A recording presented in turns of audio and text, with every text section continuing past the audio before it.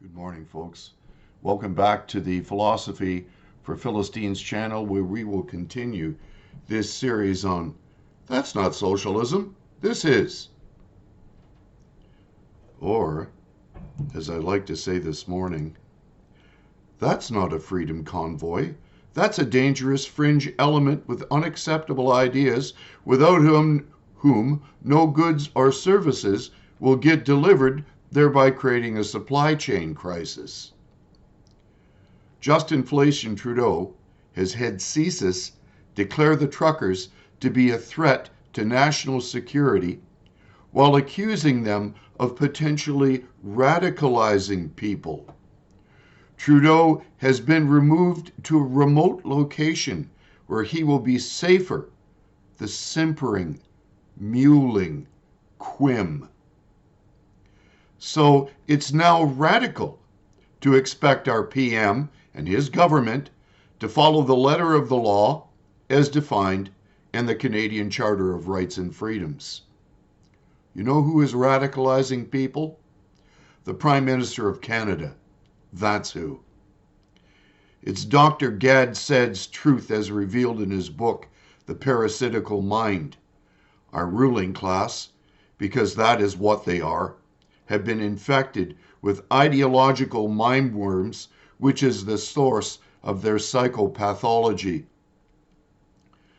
The Parasitical Mind is a book about how infectious ideas are killing common sense. The legacy media's anti-working class rhetoric and the false narrative being propagated by the woke elite, who are obviously tools for some far broader global agenda, are crumbling. Yesterday a battle was won, but the war against the elite is far from over. If you're searching for unacceptable views, look no further than the ones the cultural elite and governing elite are peddling like pushers to junkies. Minds are inflamed by the irrational belief that this elite class, who are fleecing the working class like sheep to be shorn, are wiser than we are, even as they crater our Canadian Charter of Rights and Freedoms. Expect an enormous pushback against our attempts to restore civil order. They control the press. They are deep in bed with the big tech giants and big pharma. They fund our universities. They own the police and the military. Yesterday was happy and peaceful. What is yet to come may well prove to be one enormous show of force from those who demand our obedience to their arbitrary dictates, as opposed to a constitutionally limited government under the rule of law. Our oligarchical class has become a law unto themselves. From the start, we have to live with a dangerous Freedom Convoy fringe, but politicians don't have to lend them support. The link here below this video.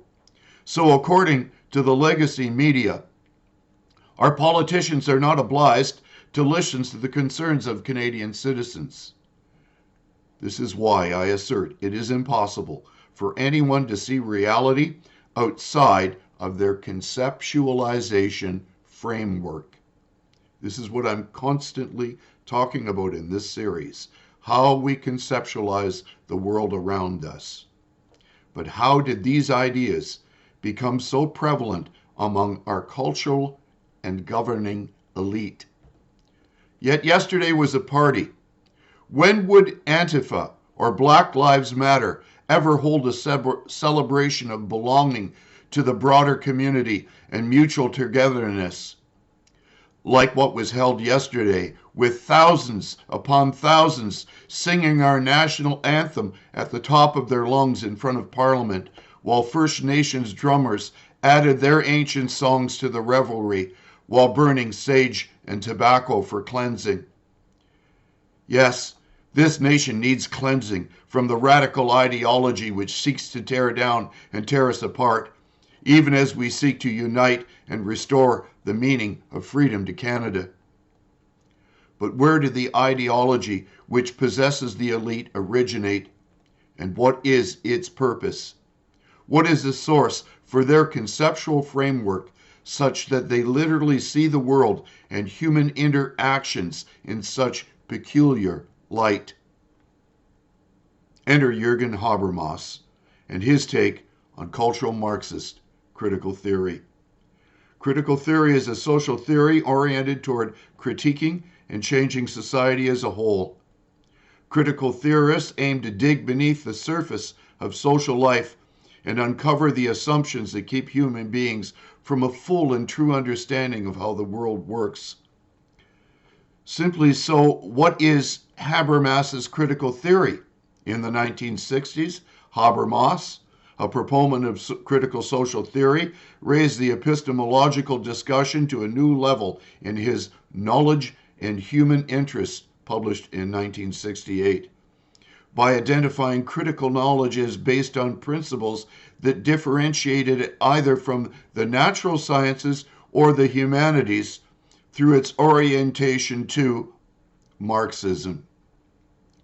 Is critical theory Marxist? Critical theory, Marxist-inspired movement, social and political philosophy, originally associated with the work of the Frankfurt School.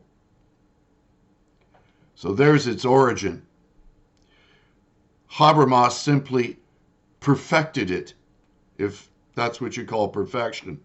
Since the 1970s, critical theory has been immensely influential in the study of history, law, literature, and the social sciences, which is why our government is hell-bent on socially engineering society and redefining the meaning of everything around us. Also, is critical theory scientific? Critical theory situates science within the quest for social and political rationality. So therefore, if science doesn't agree with their conceptual framework, they will negate it. It indicates the science normativity, which answers the question, what should science do? As though science does anything other than investigate phenomenon and report on said phenomenon without bias. It orients itself, orients science in relation to the a priori potential of society. So this is why they always keep saying, follow the science, which of course isn't science at all. It's scientism. It has become a new religion. Are critical theory and critical race theory the same? While critical theory is often thought of narrowly as referring to the Frankfurt School that begins with Horkheimer and Adorno and stretches to Marcuse and Habermas, any philosophical approach with similar practical aims could be called a critical theory, including feminism, critical race theory, and some forms of sexual theory. What did Habermas focus on? Associated with the Frankfurt School, Habermas's work focuses on the foundation of epistemology and social theory, the analysis of advanced capitalism and democracy, the rule of law in a critical social evolutionary context, albeit within the confines of natural law tradition and contemporary politics. Why is Habermas important? Habermas was prominent both outside academic circles for his influential contributions to social criticism and public debate, and within them for his voluminous treatises and essays in which he fashions a comprehensive vision of modern society and the possibility of freedom within it. Of course, what they define as freedom, we're finding, is absolute tyranny.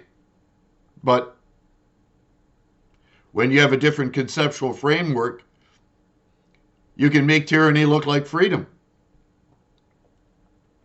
What were the goals of Habermas's communicative action? From these bases, Habermas develops his concept of communicative action.